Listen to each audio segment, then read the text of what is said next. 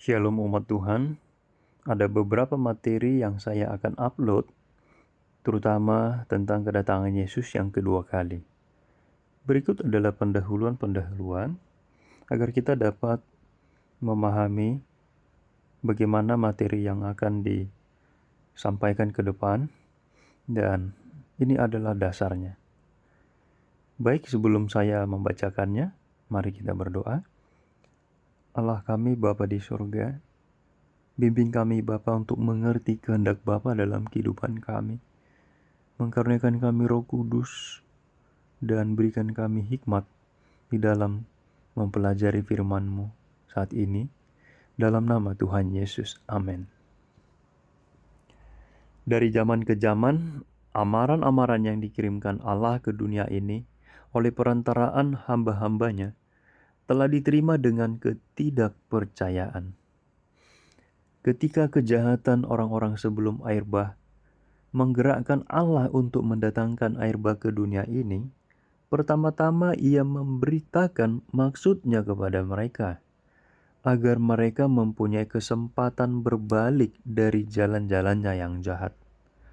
Selama 120 tahun disampaikan ke telinga mereka amaran untuk bertobat, supaya jangan murka Allah dinyatakan dalam kebinasaan mereka. Tetapi pekabaran itu bagaikan cerita dongeng saja kepada mereka, dan mereka tidak mau percaya. Dikeraskan oleh kejahatan mereka, mereka mengolok-olok pesuruh Allah, menganggap remeh pekabaran mereka, bahkan menuduh berkata lancang dan semena-mena. Betapa beraninya Nuh berdiri teguh menghadapi semua orang-orang besar dunia. Jikalau pekabaran Nuh benar, mengapa seluruh dunia tidak melihatnya dan mempercayainya? Pernyataan seorang melawan hikmat ribuan orang. Nah, ini adalah dalil mereka. Ya, mereka katakan, Nuh, kalau pekabaranmu itu benar, mengapa orang-orang besar dunia ini tidak melihatnya dan tidak percaya? Ya, buktinya ribuan orang melawan satu orang. Nah, jadi umat-umat Tuhan, jumlah bukanlah menjadi dasar sebuah kebenaran. Tidak menjamin bahwa itu benar. Baik, saya lanjut. Mereka tidak menghargai amaran itu atau mencari perlindungan di dalam bahtera. Para pengolok-olok menunjuk kepada perkara-perkara di alam, keadaan musim yang tidak berubah, ke langit biru yang tidak pernah menurunkan hujan, ke ladang yang hijau yang disegarkan oleh embun malam, dan mereka berseru, bukankah ia mengatakan perumpamaan? Nah, mereka mengarahkan Nuh kepada perkara-perkara alam, di mana itu tidak pernah berubah. Bagaimana mungkin akan terjadi hujan? Nggak pernah terjadi, nggak pernah datang hujan, kata mereka. Lihat padang-padang yang senantiasa hijau, kata mereka. Lalu segar, langit yang senantiasa biru. Bagaimana mungkin akan terjadi bencana yang begitu mengerikan? Kau sedang berandai-andai, sedang mengatakan perumpamaan. Nah, itulah dalil mereka menghadapi Nuh. Dengan sikap memandang rendah, mereka mengatakan pengkhotbah kebenaran itu sebagai penggemar liar yang terlalu bersemangat. Nah, begitu juga saat ini orang-orang yang mengatakan kedatangan Yesus akan segera, mereka orang-orang yang tidak percaya mengatakan para pengkhotbah kebenaran itu sebagai terlalu bersemangat, terlalu banyak belajar, sehingga error. Nah, mereka mengolok-olok para pekabar kebenaran. Dan selanjutnya mereka terus mengolok-olok, lebih bersemangat dalam jalan-jalannya yang jahat, daripada sebelumnya. Tetapi ketidakpercayaan mereka tidak menghalangi peristiwa yang sudah diramalkan. Mereka siap atau tidak siap, percaya atau tidak percaya, air bah tetap terjadi. Begitu juga di zaman ini. Siap atau tidaknya umat Allah, siap atau tidaknya dunia, maka bencana demi bencana akan terjadi dan Yesus akan datang. Sudah lama Allah bersabar dengan kejahatan mereka dan memberikan cukup kesempatan untuk pertobatan mereka. Tetapi pada waktu yang ditentukan, penghakimannya akan dilaksanakan atas orang-orang yang menolak kemurahannya. Nah, lihat, Tuhan itu punya ukuran waktu. Itu waktu yang ditentukan. Maka penghakimannya akan dilaksanakan. Ada waktu kesusahan besar yang akan terjadi ke depan ini. Tuhan punya ukuran waktu, kapan itu akan dilaksanakan dan kapan itu akan selesai. Apakah semuanya itu akan dinyatakan kepada umat-umatnya zaman ini? Nanti kita lihat.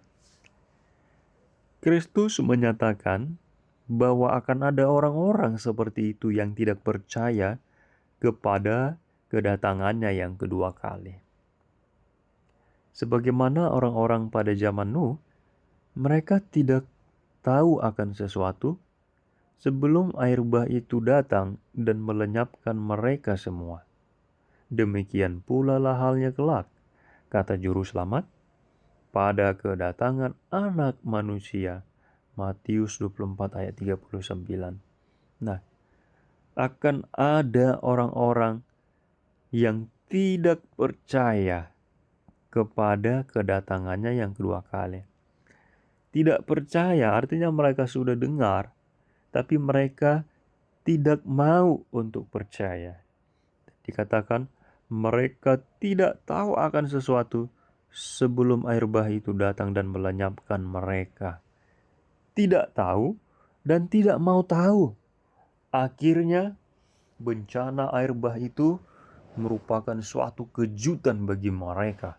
Begitu juga kedatangan Tuhan kedua kali dan peristiwa-peristiwa sebelum kedatangan Tuhan yang kedua kali akan mengejutkan orang-orang yang tidak percaya, yang memilih untuk tidak mau tahu apa yang akan terjadi ke depan.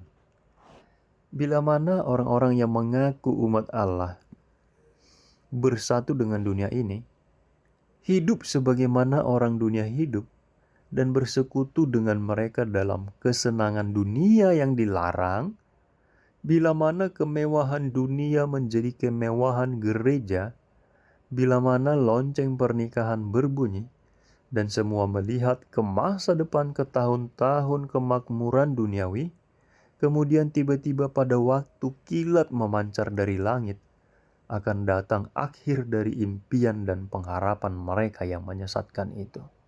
Nah, banyak orang yang bermimpi indah di bumi ini. Iya, mengharapkan tahun-tahun kemakmuran.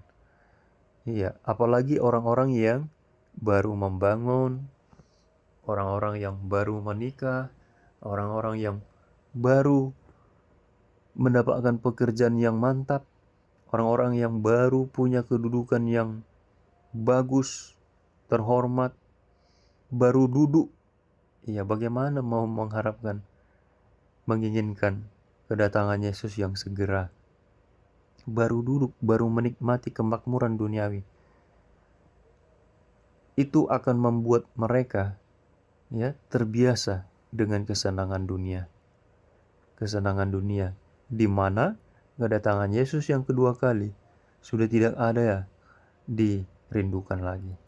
Mereka mengimpikan dan mengharapkan kemakmuran yang lebih lama. Sebagaimana Allah mengutus hamba-Nya untuk mengamarkan dunia mengenai air bah yang akan datang, demikianlah Ia mengutus juru kabar pilihan-Nya untuk memberitakan kedekatnya penghakiman terakhir.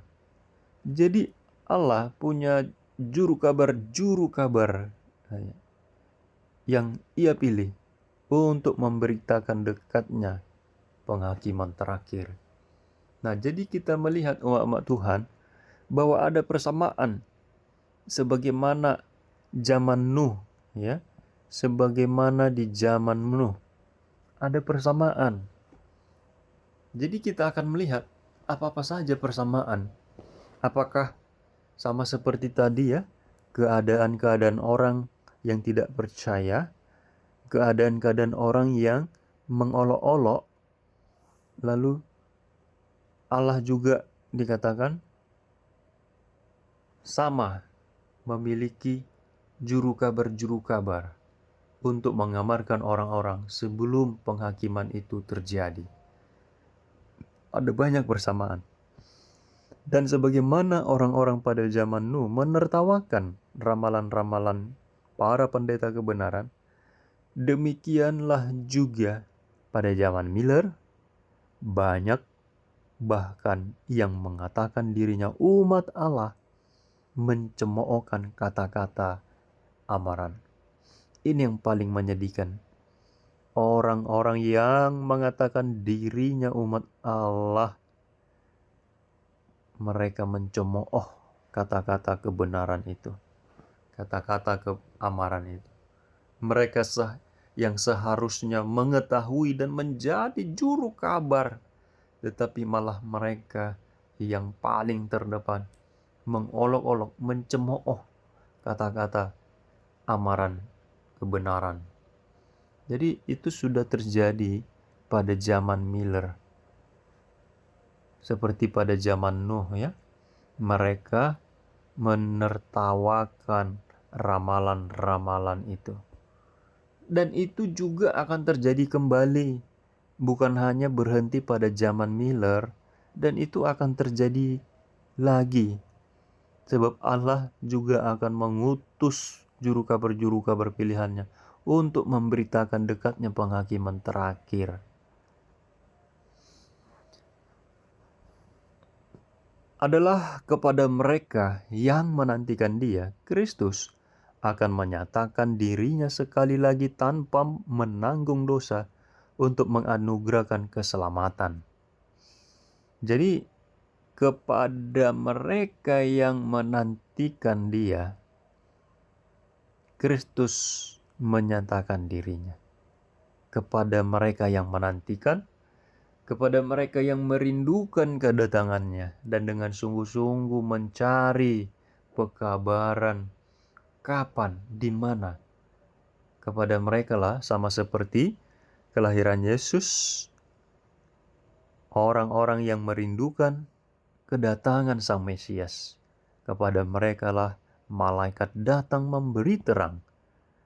Seperti gembala-gembala yang ada di padang, mereka merenungkan Mesias dan mereka saling bermeditasi, berbagi satu sama lain, mereka sharing sambil memandang ke bintang, merindukan kedatangan Sang Juru Selamat. Kepada orang-orang yang menantikan Dialah Kristus menyatakan dirinya. Kristus memberitahukan terang demi terang. Lihat, seperti berita kelahiran Juru Selamat, pekabaran kedatangan kedua kali tidak diserahkan kepada pemimpin-pemimpin agama. Sangat miris umat-umat Tuhan.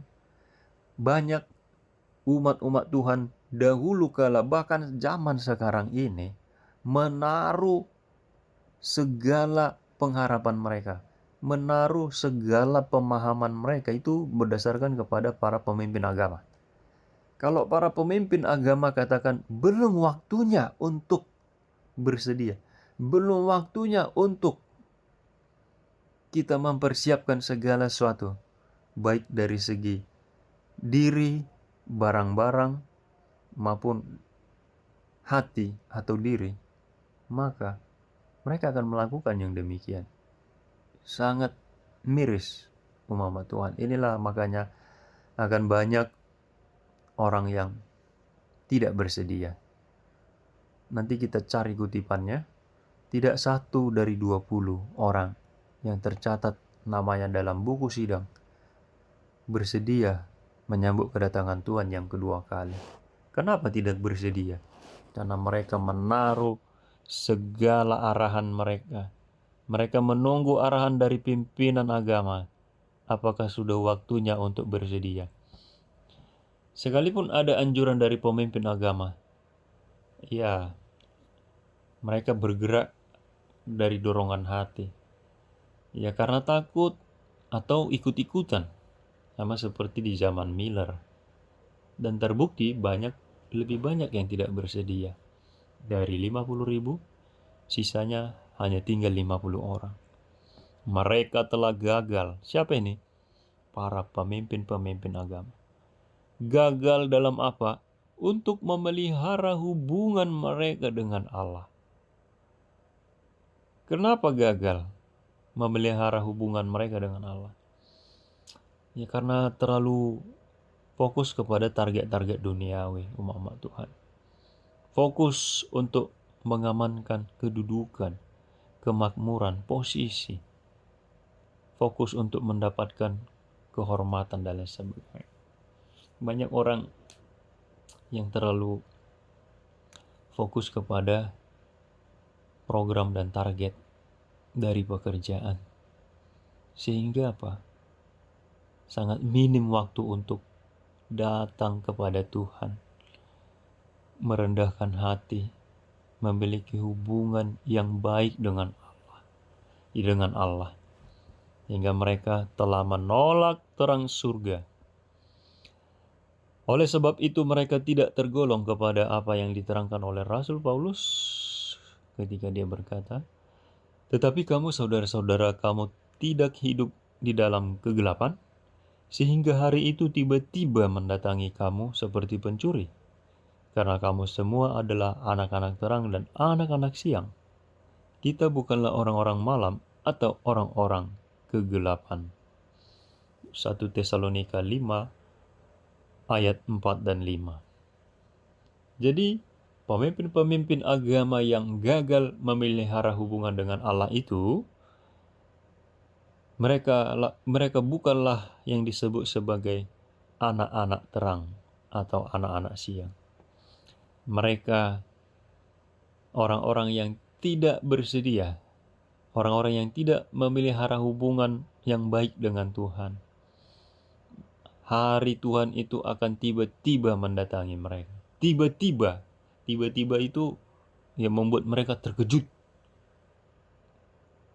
Yang paling utama membuat orang-orang yang menolak kebenaran itu terkejut adalah ya karena mereka paling terdepan menentang dan menolak setiap pekabaran amaran bahwa penghakimannya segera akan terjadi, bencana demi bencana akan segera datang, Yesus akan segera datang untuk kedua kali. Mereka paling terdepan. Tetapi ketika apa yang mereka tolak itu terjadi ke depan, ya disitulah membuat mereka paling terpelongok, kaget, tidak menyangka. Kenapa kita menolak pekabaran yang disampaikan oleh si anu, dan lain sebagainya. Penjaga-penjaga tembok kota Sion seharusnya adalah orang pertama yang menangkap berita kedatangan juru selamat. Orang pertama yang mengumumkan kedatangannya yang sudah dekat. Orang pertama yang mengamarkan orang-orang supaya bersedia kepada kedatangannya. Tetapi mereka tenang-tenang saja memimpikan perdamaian dan keamanan. Sementara orang-orang tertidur di dalam dosa-dosa mereka. Nah, kenapa banyak orang-orang tertidur di dalam dosa-dosa mereka? Di dalam kebiasaan-kebiasaan mereka yang dimana mereka anggap ini bukan dosa. Tapi ada juga yang menyadari itu dosa, tapi karena sudah terbiasa melakukannya dan tidak terjadi apa-apa, sepertinya tidak ada penghukuman dari Tuhan, dan mereka terbiasa dengan hal itu, dan mereka akhirnya menganggap itu bukan lagi dosa. Kenapa banyak orang tertidur di kalangan umat Tuhan? Karena penjaga-penjaga tembok kota Sion, mereka juga memimpikan perdamaian dan keamanan. Mereka tidak mau terlibat di dalam peperangan. Seharusnya mereka adalah orang pertama yang mengumumkan, menangkap berita kedatangan juru selamat, dan mengumumkan kepada kota, meniup sangkakala bahwa akan ada peristiwa yang segera terjadi. Bersedialah, bersedialah. Tetapi itu tidak terjadi karena penjaga-penjaga tembok kota Sion, mereka tenang-tenang saja. Tenang-tenang saja. Yesus melihat gerejanya bagikan pohon ara yang tidak berbuah. Ini yang akan terjadi bila tiba-tiba waktu kesusahan besar itu terjadi. Ditutupi oleh daun-daun kesombongan, tetapi tidak menghasilkan buah-buah yang berharga. Ada kesombongan pemeliharaan formalitas agama, sementara roh kerendahan hati yang benar, pertobatan dan iman yang satu-satunya bisa memberikan pelayanan yang berkenan kepada Allah sangat kurang. Sebagai ganti kasih karunia roh, mereka menunjukkan keangkuhan, formalisme, kesombongan, mementingkan diri sendiri dan penindasan. Gereja yang murtad menutup matanya kepada tanda-tanda zaman. Coba kita lihat ini, gereja yang murtad menutup matanya kepada tanda-tanda zaman. Jadi umat-umat Tuhan, bila kita sekalian menutup mata kepada tanda-tanda zaman, banyak sekali peristiwa-peristiwa yang telah terjadi dan sedang terjadi di berbagai tempat di dunia ini.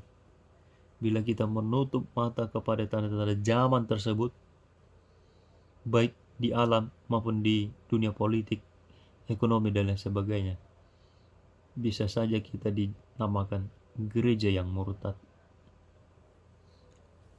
Allah tidak melupakan mereka atau menahan kasih setianya, tetapi mereka meninggalkannya dan memisahkan diri dari kasihnya. Pada waktu mereka menolak menuruti syarat-syarat, maka janji-janjinya tidak akan digenapi kepada mereka.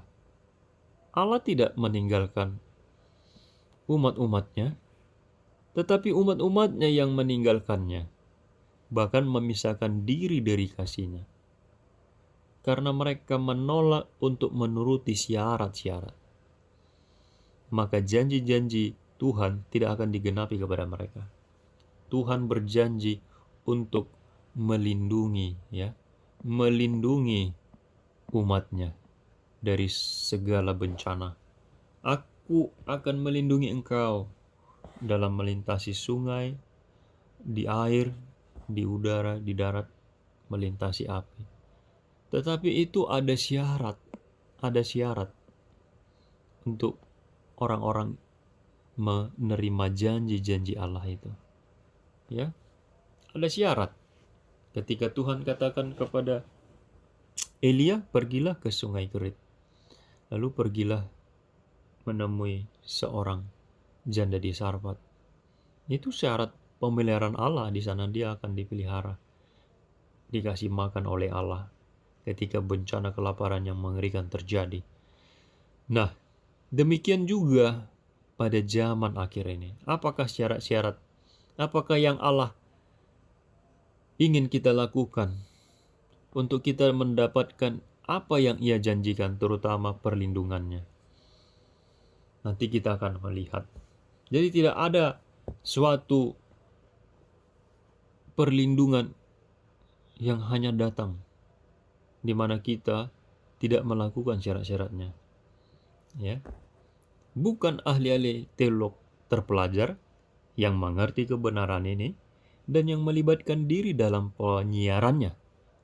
Seandainya ahli-ahli teologi ini menjadi seorang yang setia dan berjaga-jaga, yang menyelidiki Alkitab dengan rajin dan dengan doa, mereka tentu mengetahui waktunya sudah dekat. Jadi Tuhan menginginkan kita mengetahui waktunya sudah dekat. Dan nubuatan-nubuatan akan membukakan kepada mereka peristiwa-peristiwa yang akan terjadi. Nah, nubuatan-nubuatan itu akan membukakan katanya ya. Membukakan peristiwa-peristiwa apa yang akan terjadi. Jadi, tetapi ahli-ahli teolog itu tidak mengerti kebenaran ini. Kenapa? Ya karena tidak mengandalkan Tuhan di dalam pembelajarannya. Sehingga juga tidak melibatkan diri di dalam penyiarannya. Bukan ahli-ahli teolog. Tadi juga dikatakan, bukan kepada pemimpin-pemimpin agama Allah menyerahkan pekabaran ini katanya. Tetapi mereka tidak melakukan seperti itu dan pekabaran ini diberitakan oleh orang-orang yang lebih sederhana. Malah orang-orang yang lebih sederhana yang diberikan terang oleh Allah untuk mereka memahami kehendak-Nya dan kapan waktunya sudah dekat itu dan apa peristiwa yang akan terjadi. Nubuatan-nubuatan akan terbuka di hadapan mereka dan mereka lah yang membawa pekabaran ini, orang-orang yang sederhana. Yesus berkata, hanya sedikit waktu lagi terang ada di antara kamu. Selama terang itu ada padamu, percayalah kepadanya, supaya kegelapan jangan menguasai kamu. Barang siapa berjalan dalam kegelapan, ia tidak tahu kemana ia pergi.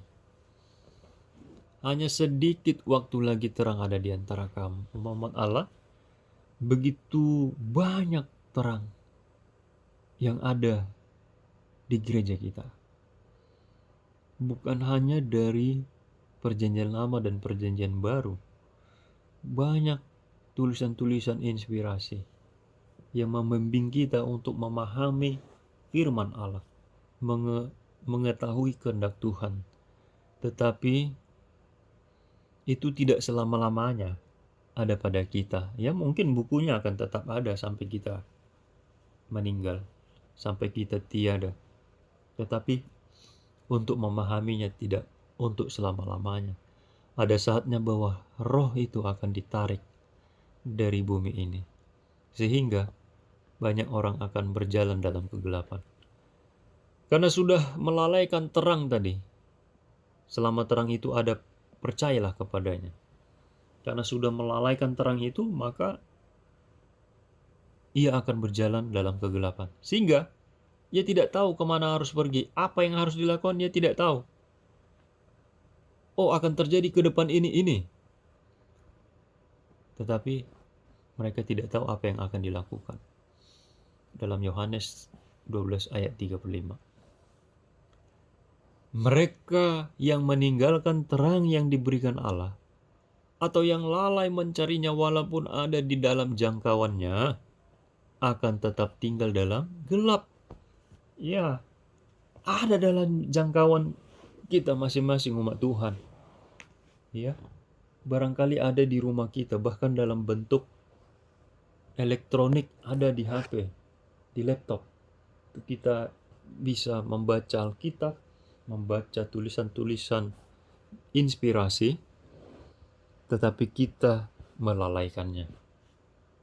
Maka orang-orang seperti itu akan tetap tinggal dalam gelap, sehingga tidak tahu apa yang harus dilakukan. Sekalipun dia melakukan itu karena takut atau ikut-ikutan tanpa menyelidiki secara pribadi. Tetapi Juru Selamat mengatakan, barang siapa mengikut aku, ia tidak akan berjalan dalam kegelapan, melainkan ia mempunyai terang itu. Yohanes 8 ayat 12. Siapa saja yang bertekad bulat berusaha melakukan kehendak Allah dan dengan sungguh-sungguh memperhatikan terang yang sudah diberikan, akan menerima terang yang lebih besar. Kepada jiwa-jiwa seperti itu, bintang-bintang yang menyinarkan terang surga akan dikirimkan untuk memimpinnya kepada segala kebenaran. Segala kebenaran. Kepada siapa? Siapa saja yang bertekad bulat Siapa saja dari manapun, dari kalangan umat Tuhan, dari orang-orang kafir sekalipun, mereka akan dipimpin oleh Tuhan. Terang surga akan dikirim kepada mereka karena mereka bertekad bulat untuk apa? Berusaha melakukan kehendak Allah. Mereka mencari tahu apa ya kehendak Tuhan dalam kehidupan saya, dalam kehidupan keluarga saya, sehingga mereka ada usaha ya untuk mencari, memperhatikan saudara, memperhatikan dari segi alam maupun dari segi tulisan-tulisan. Nah, kita lihat pada waktu kedatangan Kristus yang pertama, imam-imam dan ahli-ahli Taurat kota suci, kepada siapa firman Allah dipercayakan seharusnya memahami tanda-tanda zaman dan memberitakan kedatangan Dia yang dijanjikan itu. Nubuatan Mika menunjukkan tempat kelahirannya, Mika 5 ayat 1, Daniel memperinci waktu kedatangannya, Daniel 9 ayat 25, Allah memberikan nubuatan-nubuatan ini kepada para pemimpin Yahudi. Tidak ada maaf bagi mereka jika mereka tidak mengetahuinya dan menyatakan kepada orang-orang bahwa kedatangan Mesias sudah dekat. Di zaman Yesus lahir di Betlehem, Allah memberikan nubuatan-nubuatan itu kepada pemimpin Yahudi. Tapi tadi di atas dikatakan bahwa Allah tidak menyerahkan pekabaran itu kepada pemimpin-pemimpin agama. Karena apa? Karena mereka lalai memelihara hubungan dengan Tuhan. Tetapi mereka berhasil memelihara hubungan dengan duniawi dan dengan segala kesombongannya. Ya, tidak ada maaf bagi mereka jika mereka tidak mengetahuinya dan menyatakan kepada orang-orang bahwa kedatangan Mesias sudah dekat. Tidak ada maaf katanya ya, jika mereka tidak mengetahuinya. Manusia perlu dibangunkan supaya sadar adanya bahaya. Jadi ada bahaya di depan ini yang akan terjadi. Kita melihat bencana sudah merata di mana-mana. Nanti satu khusus akan saya buat materi tentang tanda-tanda kedatangannya. Bencana di mana-mana dan bencana yang merata akan terjadi. Mereka harus dibangunkan supaya bersedia menghadapi kejadian-kejadian penting yang berhubungan dengan tertutupnya masa percobaan atau tertutupnya pintu kasihan. Ini yang lebih dahulu akan terjadi sebelum kedatangan Yesus. Kedatangan Yesus yang kedua kali aja sudah sangat dekat. Apalagi ini tertutupnya masa percobaan ini yang paling harus menaruh perhatian kita. Kalau ini sudah selesai dan kita dinyatakan tidak selamat, bagaimana kita mau bersedia pada kedatangannya kedua kali? Apalagi terkhusus bagi umat Allah, duluan tertutup dibandingkan tertutup secara umum. Nabi Allah mengatakan, betapa hebat dan sangat dahsyat hari Tuhan.